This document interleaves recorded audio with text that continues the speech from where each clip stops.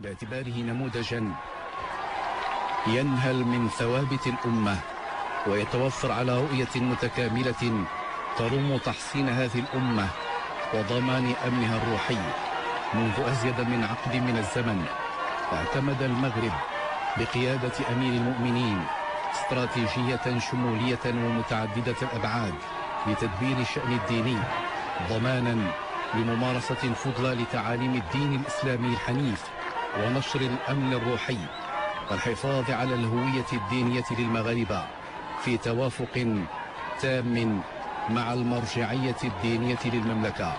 والمرتكزة على المذهب المالكي والعقيدة الأشعرية والمحفزة على الاجتهاد وفقا لمقاصد الشريعة المتسمة والعقيدة الأشعرية والمحفزة على الاجتهاد وفقا لمقاصد الشريعة المتسمة بالسماحة والرحمة.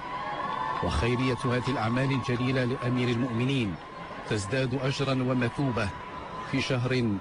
تتجلى فيه الرحمات، أمرنا بملئه بكل أوجه الخير والبر والطاعات.